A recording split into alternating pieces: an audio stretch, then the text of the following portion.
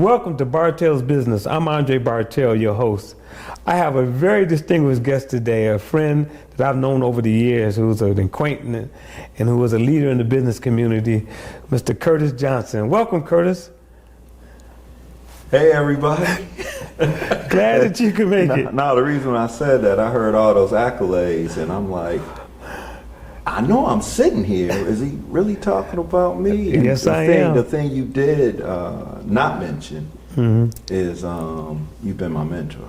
Oh, wow. That's an honor for you to say something like that. It's the truth. You've said that over the years, but I just figured myself as just another business acquaintance. Nah, bro. You know. Far from it. From it. Let's tell our audience who you really are. I mean, I would need 2 or 3 shows to, for me to really talk about what you really do. But you have been a beacon of light in our community for so many years.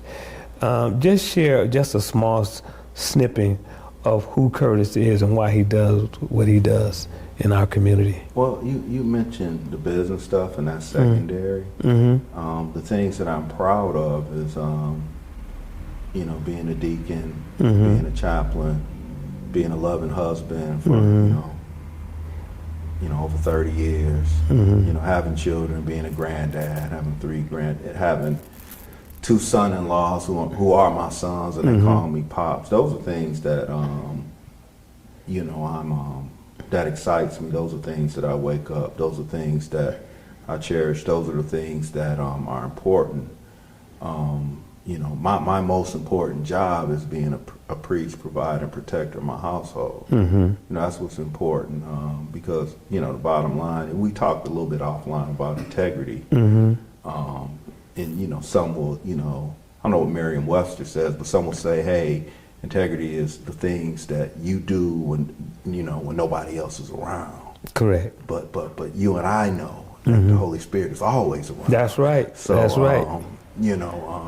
When I start aligning myself with His Word and knowing that, the days of telling the Holy Spirit to, why don't you go sit in the corner, because I'm shooting dice right now. Them days is past. And that's reflected in my work. I own a UPS store because I don't have the courage that you had to have something like Kurt's Copies, because I know at that time, I needed to, and it's still right now, it's easier for me to hide behind a franchise than develop my own brand and then pray that my community will support it. All-state agency, on Grand River.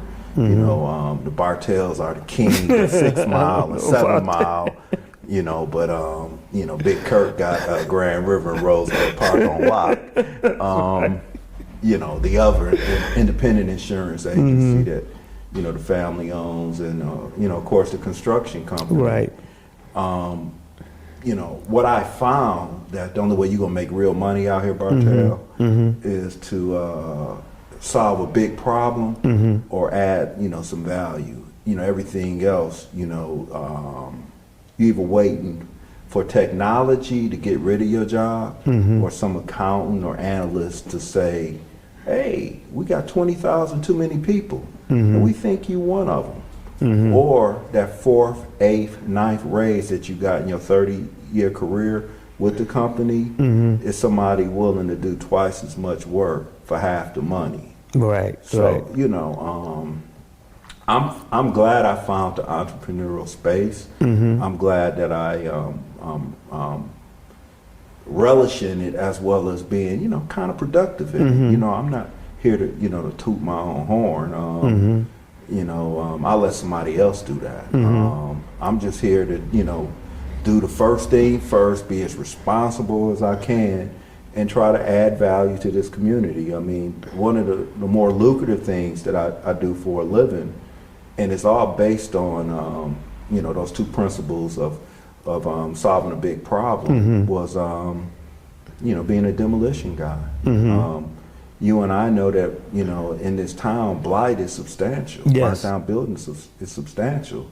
So, I'm grateful to all involved, including administration, be it council or, the executive branch that allowed me to work in that space. Right. And I'm doing a good job at it, so they say, and production. But I'm more concerned with quality. Right. The things that I see in that space,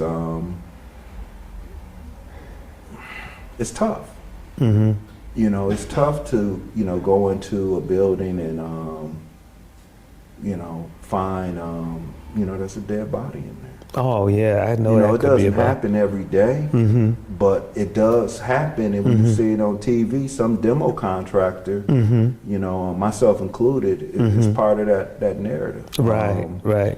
And the good Lord has saw fit that you got somebody in myself and my team that's sensitive to that kind of stuff. Because we went to public schools. We lived in these neighborhoods.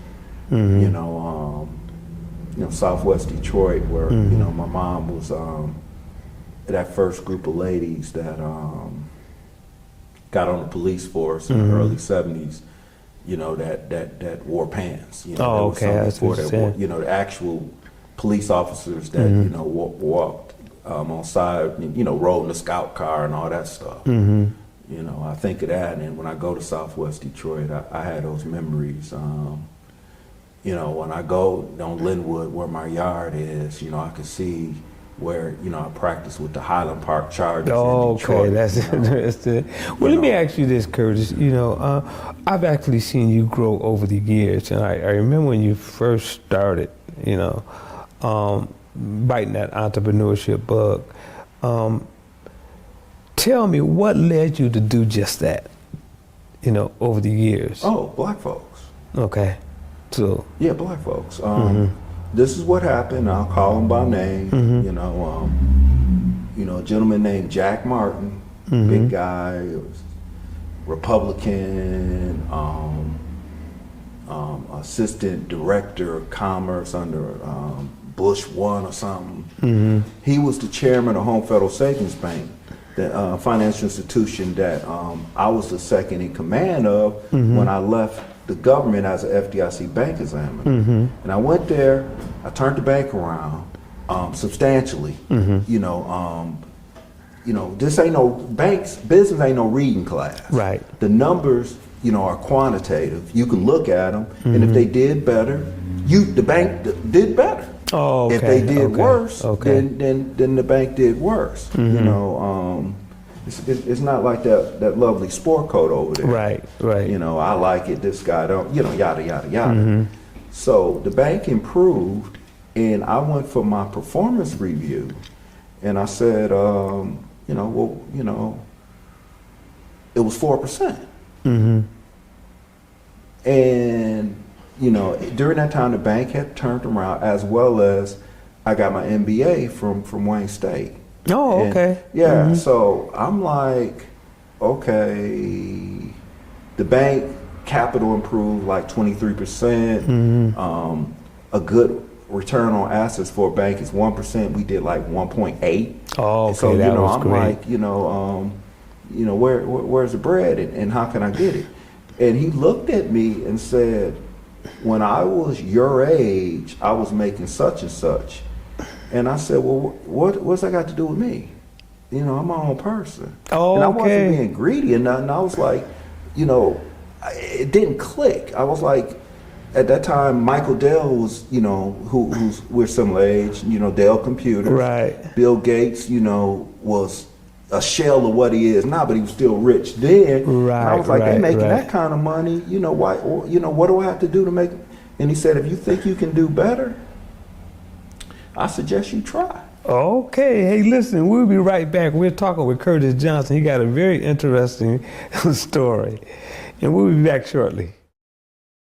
A Style Detroit His is the menswear destination defining distinctive personal looks for winners, leaders, champions, and those high performers well on their way. An exclusive wardrobing space for men, it's located at 18450 West McNichols, Detroit, Michigan on the city's west side. At Style Detroit His, suits are our signature. We take pride in our ability to help you live your well-dressed lifestyle. Featuring an exclusive selection of suits in-store, international resources, and custom tailoring, Style Detroit His ensures you are well-suited for business, well-suited for celebration, and well-suited for success. So when you're ready to make sure you're still that guy, call Andre for your appointment at 313-510-3035. He'll schedule your next appointment, making sure you're well-suited for your high-performance lifestyle, dressed by Style Detroit His. We're back with Curtis Johnson, and he was telling us about that interesting situation and how you got involved in what you was doing in the entrepreneurship journey. All right. And again, Brother Bartell, I really appreciate it. I didn't know how therapeutic this interview would be. But as a result of that, you know, I had a mentor. His name is Willard McCrae. He was with Allstate. He's long gone to glory. And this individual did something that, you know, is my hope to be able to do for somebody else. Okay. And he was ready to put his political capital with Allstate on display. And I said, you know, because I was his banker, and I looked at one of his checks one time because I had to cash it, you know, approve it because it was a large item. Right. And it was substantial enough that when I saw him, you know, I was on the 7 Mile. It was at the 7 Mile branch where we had. Now that's some barbecue place. But anyway. Right, yeah, I remember that Federal. Yeah, I said, fax the item down to me. So that tells you how long. Fax the item so I can review it. Not you know, I was playing email, Microsoft Golf or something. Right. I looked at it. You know, and I said, the reason why I don't fax is because, like, you have Queen Dooms there. She has over $10,000 of signature, you know, power. So, you know, why am I being trifled with? Because, you know, that's when I was wearing a suit every day, all that kind of stuff. King's English, Morehouse man. You know, gotta be the part. Anyway, so she sent it. I looked at it, and I'm like, ooh. You know, and I signed it. It was legit and good and all that. So when I saw McCrae, I said, man, I said, well, sir, I'm not trying to be nosy. I'm just still trying to figure out how the real world works. And I said, well, was that a quarterly bonus or something? He said, with his Arkansas Southern drawl, said, no, son, those are my monthly rations. Oh, wow. And I said, well, you know, that sparked your interest. Yeah, and I said, well, you know, they doing this and that. How do I get down? And I said, let me come share crop with you. You know, he hit me with a Southern turn. I said, I'm gonna come share crop with you. And he said, well, you gotta get licensed and all that stuff. I said, sure, you help me with that. Yeah. So I went out there. I worked for him 3 days, a total of 29 hours. Okay. And I said, man, I wanna do this. He picked up his phone the next day. He called a guy, and he'll watch this. So I'm gonna tell him, I'm gonna call him by name, a gentleman by name, David Jackson, and said, Ms. McCrae said, I understand you're looking for a man in Detroit, and I can guarantee you the man that's sitting across from me right now at this table, if you interviewed 100 clients, you'd be hard pressed to find one half as qualified as this man sitting across the table from me. He gave me that endorsement. Right. That endorsement opened up the door, and I was hired by Allstate. I went to school. That was a burning desire not to fail, you know, because, you know, failure's not an option, in particular when you had to go back and, you know, see, you know, I wasn't going to allow that man to be right about me. Right. And I went out to Allstate, and I got the plaque to prove it. I took best in class. They had another man in mind to be the first Allstate agent in the city of Detroit. He's passed on. A gentleman by the name of Clifford Black. He was eventually being on Livernois. Okay. But I passed him up like 75 going down south. Ended up being the first guy to open up. Gal to open up Allstate in the city of Detroit since 1968. And as a result of that, the money was coming in nice. And I said, well, what if Allstate tripped? What if they do, because it's a franchise, independent contract, yada. And then that's when the idea came up to open up another business. It was going to be it was going to be actually Jet's Pizza. But when I did my due diligence and saw, I really didn't want to work that hard. Right. Okay. That's what you're I saying. didn't really want to work Not that that hard. labor. And then I didn't want to be around people who had to work that hard. You know, not saying nothing about food, Right. but let's talk about real business. Food got spoilage, pilferage, and nobody I know of that I'm associated with, you know, unless it's a family business, you know, most people don't stay at a pizza place for, you know, 43 years. Right. It's labor intensive. Yeah, so Just like as a anything result of that, you know, I came up with the idea that I wanted to do mailboxes, etc. Right. Yeah. And then I talked to you about the business model. Yeah, and, I remember. You know, you was like, well, you know, give me the pros and cons. And, you know, I went that way. And, you know, particularly initially, you know, we partnered, you know, I mean, we wasn't turning down no business. You know, we're helping each other out. And the biggest help that you did was, you know, help me with my sanity, man. You know, Wow. the vagaries of the business cycle. Man, you go way back. You know, and here's the thing, listening audience, you know, black folks can work together. Oh, because yeah. he and I was on the Grandmont Rosedale Business Grand Association. Association. That's correct. And I think you know, you guys propped me up as president to do the work, and you was the vice president. I think my memory serves me correctly. Yeah. We did quite a bit together And that was in the 25 community. years ago. Yeah. I specifically think about, you know, when you first got that and then you transferred over to UPS store, which you were the first UPS store. No, I wasn't. What? Actually, it What's was a that? gentleman. Which one is that? This dumb man, bruh, this gonna blow your mind. What's that? So my store number is 3986 to this day. That was under the mailbox, etc., or was it Yeah, up under mailbox, the? etc. Right. Okay. There's another gentleman out there, Vince Little. Okay. His store number was 3981. Okay. Now there's over 7,000 UPS stores right now. Right. Yeah. What I'm telling you is this, and this will blow your mind. Vince and I went to Cass together, went to Morehouse together, got married 11 days apart. His daughter and my daughter, baby Shauna, ran track together in middle school. Okay. His son and my daughter Sandra graduated from high school together. And UPS, well, their mailboxes, etc. We didn't know either one of us was contemplating doing it until, you know, they take you on a road show. Right. You know, when you actually about to buy the franchise. Where was his store? His store was at first it was in Harbortown. Okay.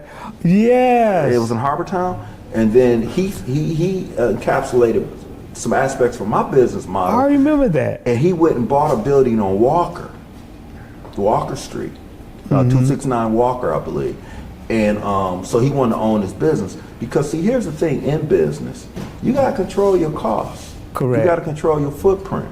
You you need to actually build equity in the business, but but the business should always be real estate. Yes. Yeah, real estate. Yes. Yeah, real estate. You can ask 45. Real estate is lucrative. Wow. Yeah, real estate has always been lucrative. You know, that's interesting that you say that. You know, and, when we come back, I got a few more questions I would like to ask, you so you can address our audience, with your entrepreneurship journey. So we'll be right back. Okay, thank you. Accomplished and aspiring entrepreneur. Did you know that real mentors do more than just give you inspirational messages?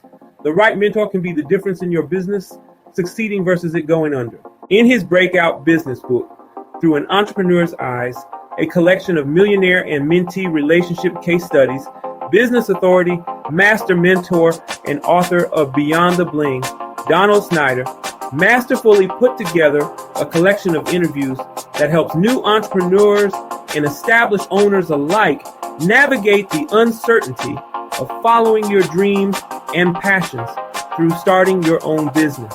Get Donald Snyder's Through an Entrepreneur's Eyes, available on Amazon. Order your copies today.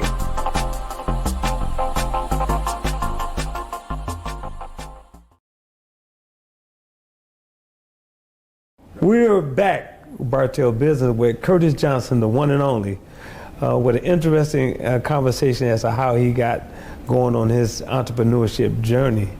Curtis, you left off talking about the UPS store. Mm-hmm. And elaborate on that just a little bit more. Yeah, I just want to, clear up some things and make sure that I wasn't the first. Uh-huh. And I want the listening audience to know this right now. Right. If there are any black men and or women doing anything first right now in America, that's something personally that I don't wear with a badge of honor. Right. I wear it with a crown of shame. Mm-hmm. Because the franchise piece, unlike what you do, Mm-hmm. Andre, Mm-hmm. I had to just come up with some money Mm-hmm. and be able to follow some rules on a consistent basis. Mm-hmm. And have that, what we talked about, that integrity, that wherewithal, that get up and go, Right. that being pliable and patient enough for it to pay off. Mm-hmm. There's no get rich quick schemes out here. Mm-hmm. And the only real get rich quick scheme out here is the one that you give people the money to. And what I mean by that, and it sounds like, what are you talking about? What I'm telling you is the people that benefit from the get rich quick schemes are the people that present the get rich quick scheme to you. So if somebody is telling you that they got some kind of shortcut or some reinvention of the wheel, or if and old folks told me this, when somebody say all you gotta do, you complete that system was Right. all you gotta do is get away from me. That's right. That's right. Curtis, is one thing that I always share with with my listeners as well as anyone else. It's one thing about success, that it never comes at a discount and it's never on sale. Mm-mm. In order for you to be in business and to do business, you got to submit yourself to the discipline that it takes day in and day out. What would you say that it takes every day? Because here's the thing, you got multiple businesses that you do operate. And give me just one of your days as to what do you do in the course of a day in order to make sure everything is running smoothly. Well, I don't know if the cameraman can zero in on me. That'd be nice right now. Because we always talk about faith, and that's that faith that they talk about in Hebrews and all that kind of stuff. The substance of things hoped for, the evidence of things not seen. But that sight faith, I didn't know you was gonna ask that question. Well, if the cameraman can zoom into it, I hope he can. This says that You can read it off for us. Nah, I ain't reading nothing. It just says that I've looked at my Bible app continuously for 2,246 days straight. What? Yeah. Yes. Yeah. Now that's also, I would like to say this too, and I'll let my audience know. I've actually seen Curtis grow over the years, business as well as spiritual, and that means so much. When a person understands, where their power comes from. And being able to be a child of the King and exemplify that in his living, that's a major, major, major milestone when a person who's going into entrepreneurship challenge. Wouldn't you say so? Yeah, I mean, I can do all things through Christ who strengthens me. All that stuff. Right. And it's words to live by. Right. It's absolute truth. And what I really love is that God gives us 31 Proverbs and 150 Psalms that speaks directly to the human condition. He gives us the Old Testament and the New Testament to provide us hope and comfort. And he gives us that John 3:16 verse that let us know it encapsulates all, and he's talking about everybody. Right. Right. So getting off the prosperity bandwagon, these cliches that they say in some of these songs I really don't even like. If he do it for, he'll do it for, he will. I can, they put the lives out there of everybody, in scriptures, and the only, the man God is the only one we can't find a chink in the armor. Hey, listen, we'll be right back. We're talking with Curtis Johnson. He got a very interesting story, and we'll be back shortly.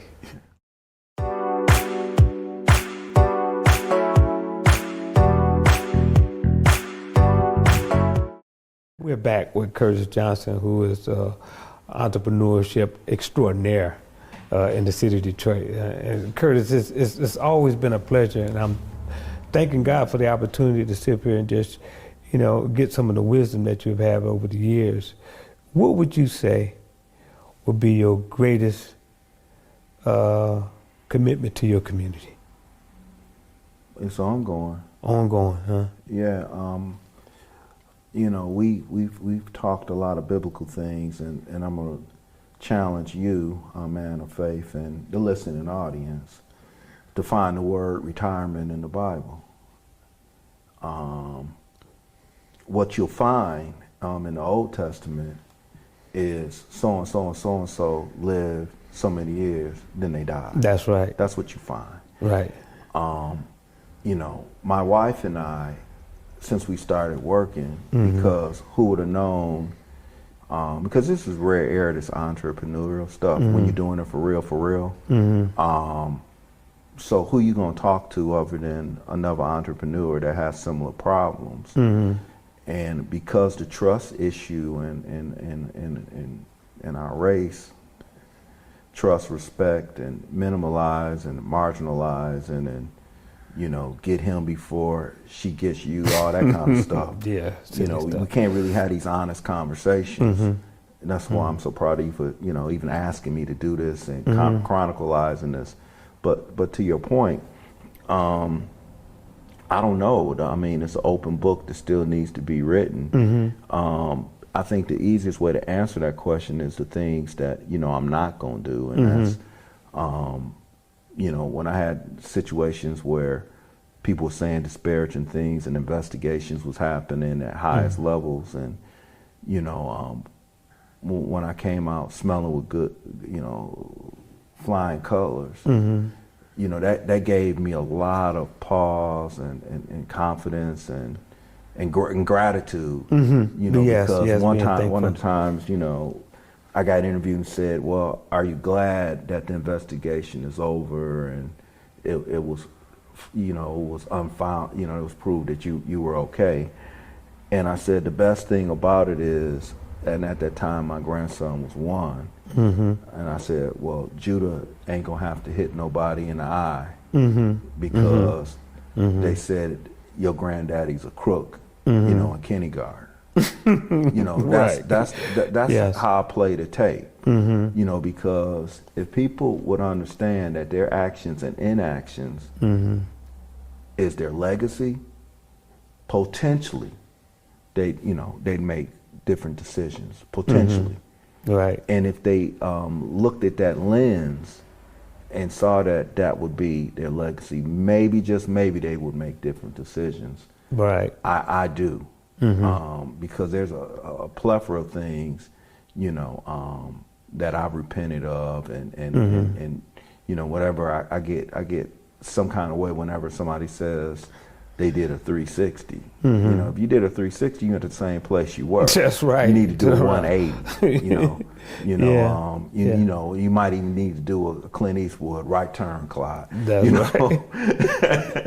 So that's, what I want to do though is, businesses go into perpetuity. And one of the things that we have to do is, through management succession, is properly give other people their turn. Exactly. Oftentimes, we want to hold on to everything, everybody, and don't allow people to grow. And the only way they can grow is to go somewhere else, and do, in essence, did what I did. Said, now I can look back and say, My businesses do more revenue and profit than the bank. A friend of mine over the years, a gentleman I had the opportunity to meet, and it was one of my mentors, a gentleman by the name of Miles Monroe. You know him? Yeah, before he passed away. Wow. Several of his autographed books, has one that says "Pass It On." I think that's one on my bookshelf. When you release someone else, that's when God really blesses you. Yeah. Just by releasing someone else. And you have to empower other people to do things. How many kings have you made? Man, I tell you got to release this stuff. You can't hold it all. Got to give it away to keep give it brother. away. Give it away. Let someone else do what they need to do. Curtis, I'm so glad you stopped by and to share the wisdom that you have, that you've given our listeners an opportunity to say, hey, you know what? I can do the same thing. Right. Because that opportunity is there. Do you have any final remarks that you would like to give any budding entrepreneur? Oh, no, the first thing is there'll come a time, particularly in the beginning, where you're going to need a good suit. And if you need a good suit, you better come see Andre Bartell. All right, I like that one. He's got his measuring tape. He measured me. And this is where I failed. I bought plenty of suits in the beginning from Andre when I needed to wear them. Okay? And Andre, and you look at him, 60-something, fairly good shape. He sold me the suit, but he didn't the custom suit, but he didn't sell me the custom diet for the suit. And I'm trying to get back at that, and make enough money that no matter how bad built I get, I can still look good, and I know Andre can do that for me. It's each one teach one, it's sharing, it's celebrating, and I'm just so happy that Andre has a media platform where he's lending himself to this, because one of his questions to me was, what did I do this morning? And I showed him how I started my day. Mm-hmm. Andre is here for his community, for us, and he has to do everything that we're doing, and he's over here smiling, and it's not rehearsed, it's genuine. He had no earthly idea that this young black man that he put his arm around would be the older man that I am today. He didn't know that, and he didn't care. He just knew it was his responsibility, and he knew if he cast enough seeds, some of them will grow. I'm just happy that he was part of my life. He knew my dad. Yes. His brother sold me my first house on Greenview Street. That's how it is. And Rufus and I are friends. Rufus, was one of my first insurance clients. So all we have to do is rightfully relate to God and rightfully relate to each other, and everything will work out. Well, there you have it. Thank you very much, Curtis, for coming by. On behalf of Bartell Business, thank you, brother. Thank you very much. We really appreciate you. The real handshakes here, too. That's right. None of them Judas handshakes when you look away.